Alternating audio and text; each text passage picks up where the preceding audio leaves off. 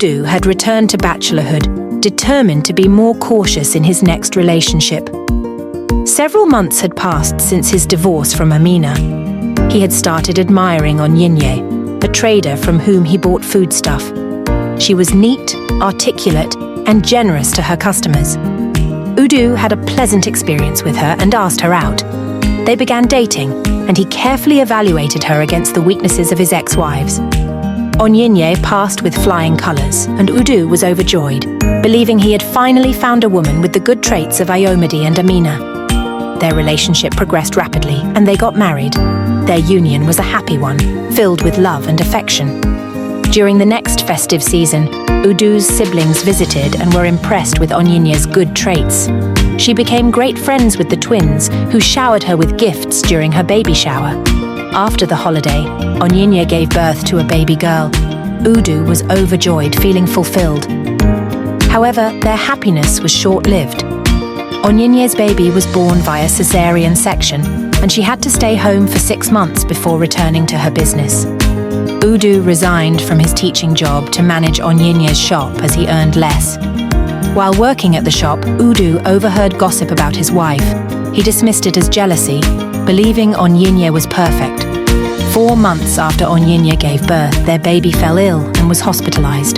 The doctor diagnosed the baby with sickle cell anemia. Udu was devastated, knowing his genotype was AA and Onyinye's was AS.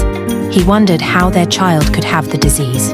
The doctor reassured him that sickle cell was manageable, but Udu's concern was not the disease itself, but the possibility of Onyinye's infidelity.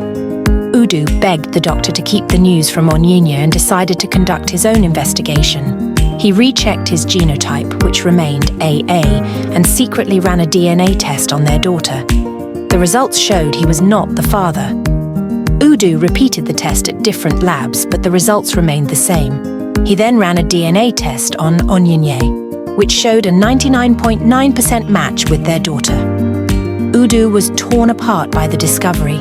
He tried to brush off the negative thoughts, but they lingered. He joined Onyinye in her business, and they spent most of their time together. However, Udu couldn't shake off the feeling of betrayal. As time passed, Udu noticed that their daughter looked nothing like them or their families. Neighbors and customers commented on the child's beauty, but also noted that she didn't resemble Udu or Onyinye. Udu's anger simmered, and he cloned Onyinye's phone to uncover the truth. What he discovered shattered his world. Onyinye's chats revealed a history of promiscuity, with numerous clients and tycoons showering her with gifts. Udu felt his heart break into a million pieces. He couldn't bear the thought of living with a woman who had deceived him. In a fit of rage, Udu confronted Onyinye, his voice escalating to a loud pitch. Neighbors heard the commotion, and Onyinye, embarrassed and humiliated, packed her bags and left with their daughter. The next day, she sent Udu divorce papers. He was left with a broken heart and a shattered trust.